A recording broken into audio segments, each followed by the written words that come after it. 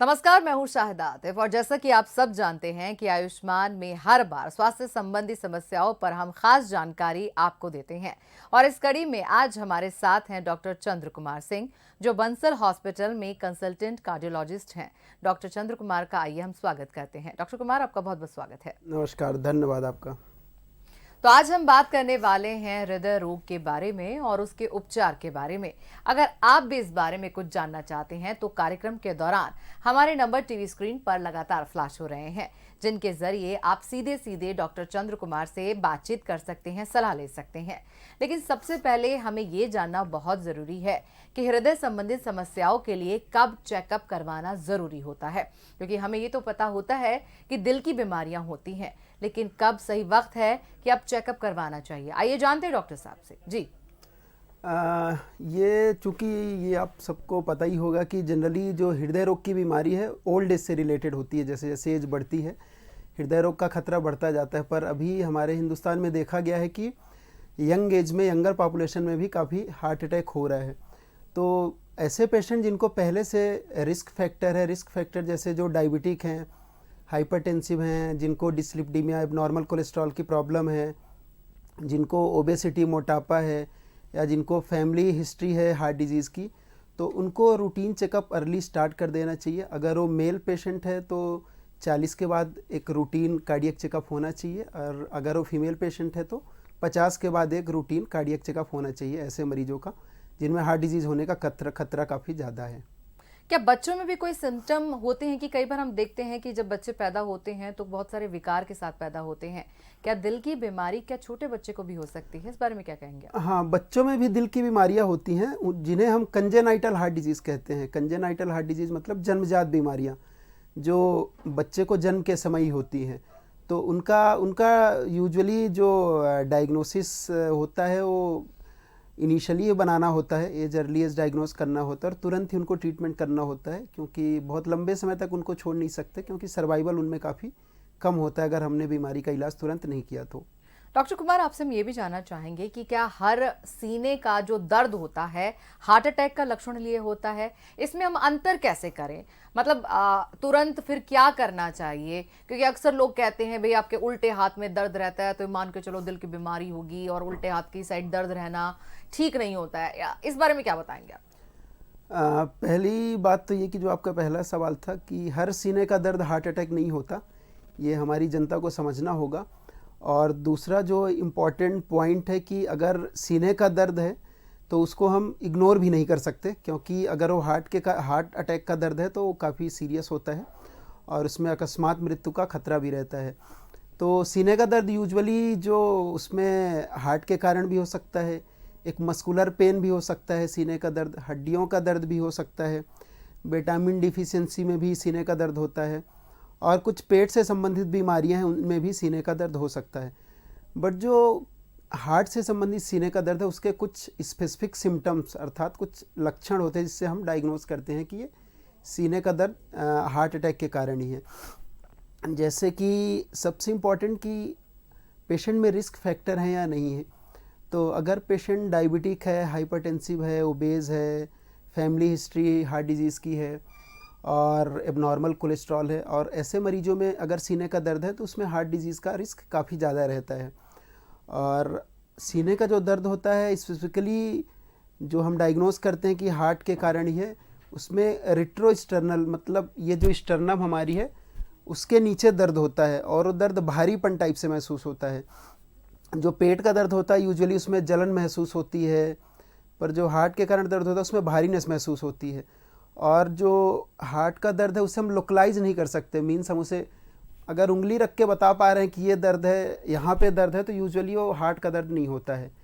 अच्छा, हार्ट का दर्द समझ हाँ, नहीं आता। हाँ, वो जनरली जनरलाइज्ड होता है, वो पूरे सीने में दर्द होगा, भारीपन होगा, और यूजुअली अगर सीने में दर्द है तो लेफ्ट हैंड में रेडिएट होता है। दर्द यहाँ से स्टार्ट होगा, हाथों में जाएगा, जबड़ों में जाएगा, और कुछ एसोसिएटेड सिम्टम्स होते हैं। उसका मतलब है कि दर्द के साथ कुछ और लक्षण आएंगे जो इंडिकेट करते हैं कि अभी हार्ट अटैक का दर्द है, जैसे तेज पसीना आना, घबराहट आना, सांस फूलना, बेहोशी, चक्कर आना। अगर ऐसे सिम्टम्स आ रहे हैं पेशेंट में तो काफ़ी चांसेस हैं कि ये हार्ट का ही दर्द है। चलिए अब हम आपको बताते हैं कि बेसिकली बहुत कंफ्यूजन रहता है। कंफ्यूजन इस तरह भी रहता है कि जब भी हम दिल की बात करते हैं तो लोगों को लगता है कि ये सिर्फ मोटे लोगों में ही होता है, या ज़्यादातर चर्बी जो लोग सेवन करते हैं या जिनके शरीर में चर्बी रहती है उनके अंदर ज़्यादा रहता है। लेकिन क्या पतले लोगों के अंदर भी इसके लक्षण हो सकते हैं? क्या जो लीन लोग होते हैं, पतले लोग होते हैं, वो भी हार्ट अटैक का शिकार हो सकते हैं? तो ये जानना भी ज़रूरी है। आपके दिमाग में भी बहुत सारे सवाल होंगे जो कि आप पूछना चाहते होंगे, तो हम आपसे कहेंगे कि आप इन नंबर्स पे कॉल कीजिए जो कि आपको टीवी स्क्रीन पर नजर आ रहे हैं। इन नंबर्स पे कॉल करके आप डॉक्टर चंद्र कुमार से बात कर सकते हैं और दिल से जुड़ी बीमारियों के बारे में आप भी अपनी जो उत्कंठा है उसे शांत कर सकते हैं। फिलहाल डॉक्टर साहब के पास चलते हैं और उनसे पूछते हैं क्या पतले लोग भी हार्ट अटैक का शिकार हो सकते हैं क्या? बिल्कुल पतले लोग हार्ट अटैक का शिकार हो सकते हैं। और जैसा आपने मोटापे की बात करी, तो मोटापा एक रिस्क फैक्टर है। उसके अलावा भी हार्ट डिजीज़ होने के या हार्ट अटैक होने के कई सारे रिस्क फैक्टर्स होते हैं। जैसे मैंने पहले भी बताया कई बार कि सबसे इम्पॉर्टेंट जो रिस्क फैक्टर है, डायबिटीज़ है, हाइपरटेंशन है, स्मोकिंग है, टोबैको है, abnormal cholesterol metabolism, family history, air pollution से भी हार्ट अटैक का खतरा रहता है, और फैमिली हिस्ट्री। तो अगर कोई इंसान पतला है पर उसमें ये सारे रिस्क फैक्टर हैं तो उनको भी हार्ट डिजीज़ होने का काफ़ी रिस्क रहता है। तो डॉक्टर कुमार, क्या इस कोरोना के समय में, हालांकि अभी कोरोना के केसेस काफी घट गए हैं, लेकिन हार्ट अटैक होने पर इमरजेंसी ट्रीटमेंट दिया जा रहा है, और अगर दिया जाता है ये इमरजेंसी ट्रीटमेंट तो क्या होता है वो? इमरजेंसी ट्रीटमेंट में सबसे इम्पॉर्टेंट है कि सबसे पहले हम डायग्नोस करें, पहचाने कि ये जो सिम्टम हुए हैं या छाती का दर्द हो हार्ट अटैक है या नहीं है। तो इसके लिए सबसे पहले एक ईसीजी होना चाहिए। पेशेंट अगर किसी बड़े अस्पताल में नहीं पहुंच पा रहा तो नियर बाई जो भी अवेलेबल सेंटर है वहाँ पे तुरंत एक ईसीजी कराए। और अगर ईसीजी में वहाँ के डॉक्टर को कुछ भी प्रॉब्लम लग रही है और वहाँ अगर ऐसी सुविधाएं नहीं है हार्ट से संबंधित बीमारियों का इलाज किया जा सके, तो उनको तुरंत हायर सेंटर में रिफ़र करना चाहिए, पहली बात। दूसरी बात, अगर पेशेंट डिस्ट्रिक्ट हॉस्पिटल में पहुंचता है जहां इको की सुविधा है या कुछ कार्डियक टेस्ट होते हैं जिन्हें हम कार्डियक बायोमार्कर्स या ट्रोपोनिन कहते हैं, जो हार्ट अटैक के बारे में बताते हैं, अगर वो टेस्ट अवेलेबल है तो सबसे पहले वो टेस्ट करा के क्लियर हो जाना चाहिए कि हार्ट अटैक है या नहीं, पहली बात। दूसरी बात, कुछ केसेस में ऐसा देखा गया है कि पेशेंट चेस्ट पेन होने के तुरंत बाद हॉस्पिटल पहुंच जाता है। जैसे पेशेंट को अभी चेस्ट पेन हुआ और वो आधे से 1 घंटे में अस्पताल पहुंच गया, तो उस समय उसका ईसीजी और जो ट्रोपोनिन टेस्ट कार्डियक मार्कर्स होता है वो नॉर्मल होता है। तो डॉक्टर या पेशेंट सोचते हैं कि मुझे कुछ नहीं हुआ है, सारे टेस्ट नॉर्मल है, पर ऐसा नहीं होता है। हार्ट अटैक में यूजुअली क्या होता है कि इनिशियल 2 to 3 आवर्स में ये टेस्ट नॉर्मल हो सकते हैं, ईसीजी ट्रोपोनिन इनिशियली नॉर्मल हो सकते हैं। तो सबसे इम्पॉर्टेंट है क्लिनिकल सिम्टम्स। अगर डॉक्टर या पेशेंट को थोड़ा भी सस्पिशन लग रहा है कि मुझे हार्ट अटैक जैसे पूरे सिम्टम्स हैं, तो पेशेंट को हॉस्पिटल में रुकना चाहिए, एक रिपीट ईसीजी 3 से 6 घंटे बाद कराना चाहिए, और अगर कार्डियक बायोमार्कर्स या ट्रोपोनिन टेस्ट की सुविधा है तो उसको भी रिपीट कराना चाहिए। डॉक्टर कुमार, आपसे हम और भी सवाल करेंगे, और हम कई बार ये देखते हैं कि जो हृदय रोग वाले मरीज होते हैं उन्हें इलाज के लिए अलग अलग सलाह दी जाती हैं, जैसे सर्जरी करना या स्टेंटिंग जो होती है वो करवाना। तो इस मामले में पहले क्या करना चाहिए? सर्जरी और स्टेंटिंग, मतलब क्या पहले ज़्यादा प्रेफर करेंगे? वो एक्चुअली डिपेंड करता है हार्ट अटैक के पेशेंट में। जो हम एक जांच करते हैं कोरोनरी एंजियोग्राफी की जांच कहते हैं, तो कोरोनरी एंजियोग्राफी के बाद ही, जांच के बाद ही क्लियर होता है कि आगे पेशेंट का क्या होना चाहिए। यूजुअली 3 तरह का ट्रीटमेंट होता है। एक तो मेडिकल ट्रीटमेंट जिसमें हम पेशेंट को दवाओं में ही रखते हैं, मेडिसिन ही चलती है लाइफ लॉन्ग। दूसरा एक एंजियोप्लास्टी या स्टेंटिंग, या कॉमन भाषा में कह लें कि छलने डालना जिसे कहते हैं। और तीसरा एक बाईपास सर्जरी, CABG या ओपन हार्ट सर्जरी कहते हैं। तो ये जो भी 3 तरह का उपचार है उसका जनरली फैसला हम कोरोनरी एंजियोग्राफी के बाद करते हैं। और कोरोनरी एंजियोग्राफी के बाद अगर नसों की बीमारी बहुत कम है, जिसे कहते हैं कि मिनिमल ब्लॉकेज है, तो उसमें जनरली हम मेडिकल ट्रीटमेंट में ही रखते हैं। और अगर पेशेंट को बीमारी ज़्यादा है पर कम नसों की बीमारी है, जैसे मोटी मोटे तरह पे हार्ट में 3 तरह की मेन नसें होती हैं। एक राइट साइड होती है जिसे हम राइट कोरोनरी कहते हैं, और लेफ़्ट साइड 2 नसें होती हैं जिसको LAD और LCX कहते हैं। तो इन नसों में अगर छोटी जगह बीमारी, कम फैली हुई बीमारी है, तो यूजुअली स्टेंटिंग से उसका उपचार हो जाता है। पर कुछ पेशेंट्स ऐसे होते हैं, स्पेशली जो डायबिटीज़ के मरीज होते हैं, उसमें ऐसा होता है कि बीमारी बहुत ज़्यादा फैली होती है। जहाँ से नस शुरू होती है वहाँ से लेकर आखिरी तक पूरी बीमारी फैली होती है और जनरली तीनों नसों की बीमारी होती है। तो ऐसे केसेस में एक बाईपास सर्जरी का भी ऑप्शन रहता है कि बाईपास सर्जरी भी करा सकते हैं अगर बहुत ज़्यादा फैली हुई बीमारी है तो मुख्य सावधानी अगर बरतने की बात की जाए डॉक्टर साहब, तो कौन सी वो सावधानियां हैं जो कि आप उनकी तरफ इशारा करना चाहेंगे या संकेत देना चाहेंगे, बताना चाहेंगे हमारे दर्शकों को? इसमें एक्चुअली 3 तरह की सावधानियां रखनी चाहिए। सबसे इम्पॉर्टेंट है prevention and treatment of risk factor. दूसरा है हेल्दी लाइफ स्टाइल, जिसमें एक्सरसाइज और डाइटरी कंट्रोल आता है। तो हम पहले की अगर बात करें कि prevention and treatment of risk factor, जिसमें जो कार्डियक डिजीज़ के रिस्क फैक्टर जो मैं पहले भी बता चुका हूँ, जैसे डायबिटीज़, हाइपरटेंशन, एबनॉर्मल कोलेस्ट्रॉल और ओबेसिटी, अगर ये किसी को रिस्क फैक्टर है तो उनका प्रॉपर इलाज होना चाहिए। पेशेंट प्रॉपर मेडिकेशन ले, प्रॉपर डॉक्टरी सलाह लें, रेगुलर फॉलोअप करता रहे। तो सबसे इम्पॉर्टेंट ये, अगर डिजीज़ है तो उनका प्रॉपर ट्रीटमेंट होना चाहिए। अगर स्मोकर्स हैं तो स्मोकर हैं, टोबैको चूअर है, तो इनको जल्दी से जल्दी छोड़ दें। दूसरा एक हेल्दी लाइफ स्टाइल जिसकी हम बात करेंगे, जिसमें एक एक्सरसाइज आता है और एक डाइटरी प्लान आता है। एक्सरसाइज की जहाँ तक बात करें तो जो कार्डियक रिलेटेड बेस्ट एक्सरसाइज होती है, ब्रिस्क वॉकिंग जिसे हम कहते हैं पहली। दूसरा साइकिलिंग, ये कार्डियक के मामले में बेस्ट एक्सरसाइज मानी गई हैं। तो कोशिश करें कि एटलीस्ट 30 मिनट के लिए डेली एक्सरसाइज करें। और अगर कोई सुबह नहीं जा पा रहा तो शाम को एक्सरसाइज के लिए या टहलने के लिए ज़रूर जाएं। ब्रिस्क वॉक करना है, अगर एज के हिसाब से जितना परमिट करती है आपकी एज। अगर ओल्डर एज है, बहुत ज़्यादा तेज़ नहीं चल सकते, तो जो आपकी नॉर्मल स्पीड है उसी स्पीड पे चलें। अगर यंगर एज है, अच्छी स्पीड से चल सकता है तो अच्छी स्पीड से चलें। और दूसरा, अगर आप हफ्ते के 7 दिन नहीं जा पा रहे हैं तो कोशिश करें कि मिनिमम 5 दिन ज़रूर जाएं एक्सरसाइज के लिए। और तीसरा हेल्दी डाइट जिसे हम कहते हैं। तो हेल्दी डाइट में जनरली क्या चीज़ें आती हैं, ग्रीन वेजिटेबल्स आपको ज़्यादा से ज़्यादा लेना है, सैलेड्स ज़्यादा लेना है, फ्रूट्स ज़्यादा लेना है, and low fat dairy product आपको ज़्यादा लेना है। डाइटरी फाइबर्स जनरली कहते हैं कि कार्डियक डिजीज़ के रिस्क को कम करता है, तो ये जो सैलेड्स, फ्रूट्स और ग्रीन वेजिटेबल्स है, ये हमारे डाइटरी फाइबर्स के काफ़ी रिच सोर्स हैं। तो इनको लेने से हम एक तरह से हार्ट डिजीज़ को प्रिवेंट कर सकते हैं।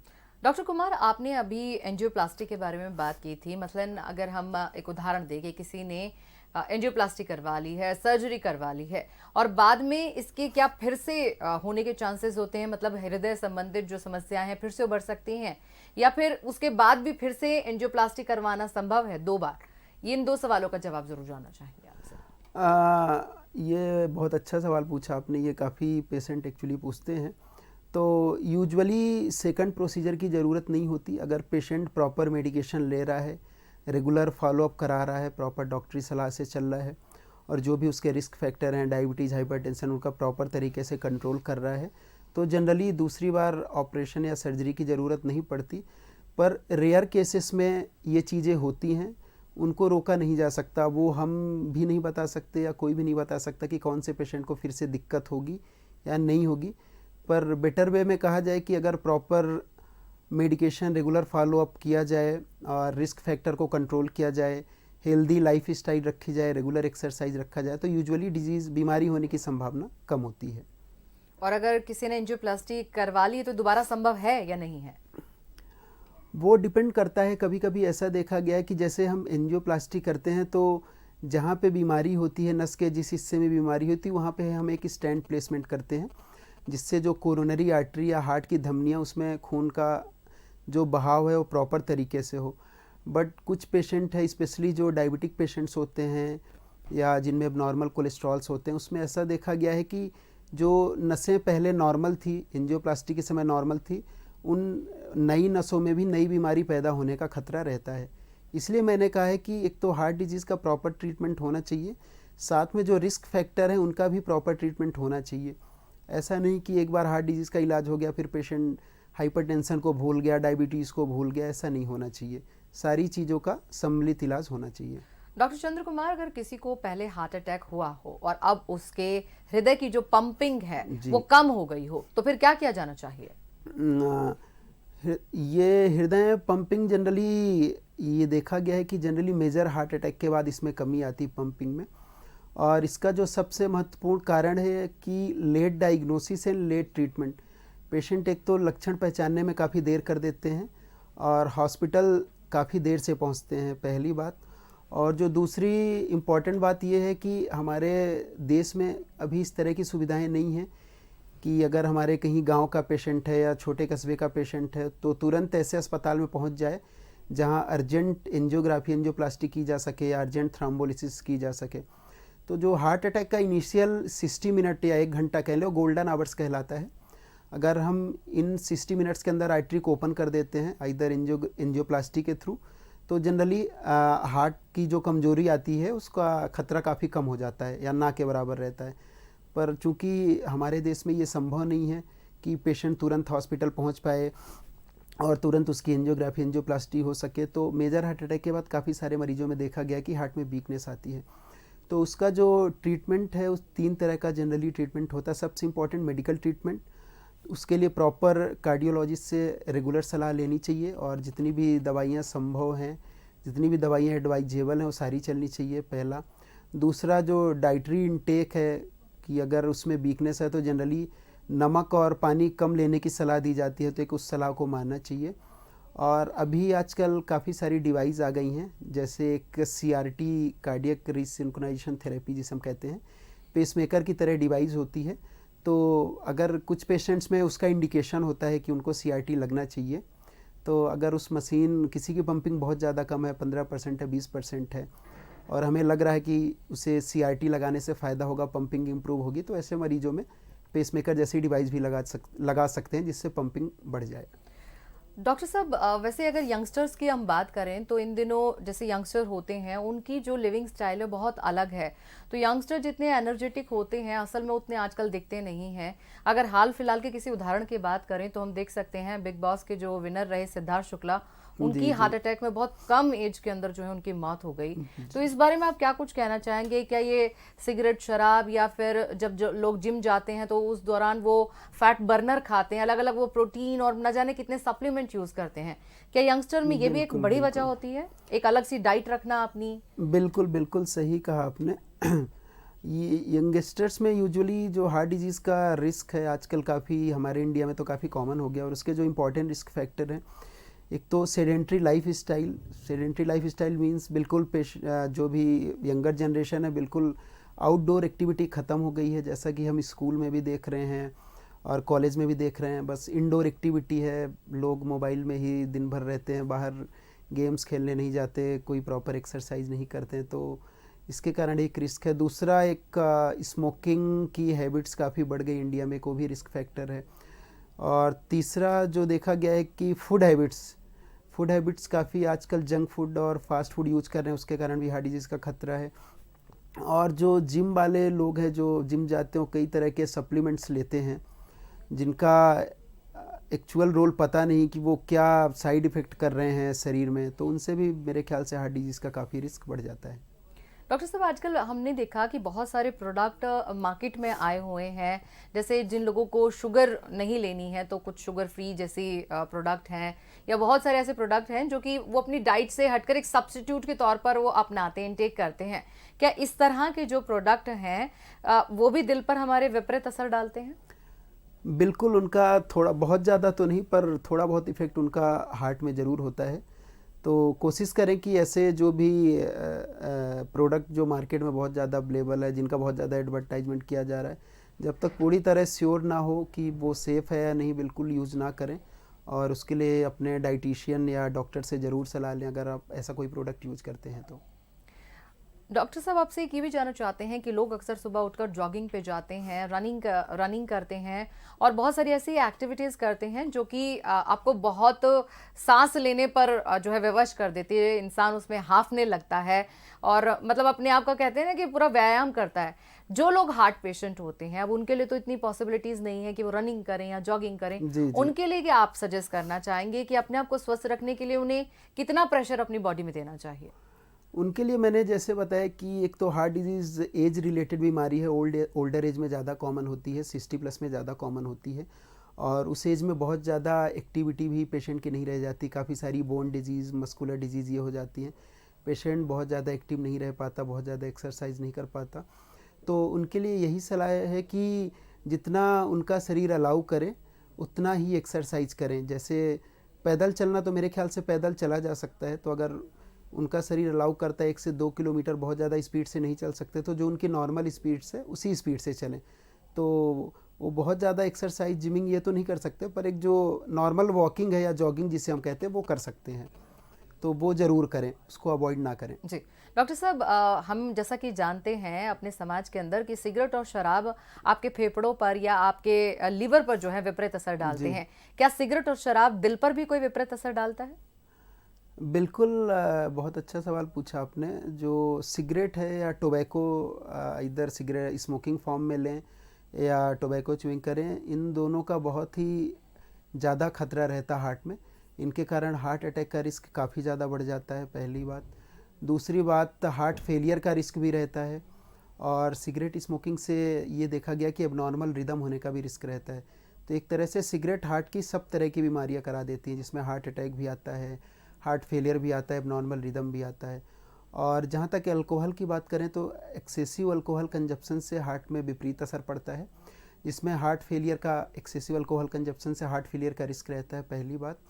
और दूसरा, बहुत ज़्यादा अल्कोहल लेने से एबनॉर्मल रिदम का भी रिस्क रहता है। डॉक्टर साहब, एक बहुत हटके मैं सवाल आपसे पूछना चाहूंगी कि मिथ है या नहीं है और कितनी सच्चाई है वो आप ही हमें बता सकते हैं।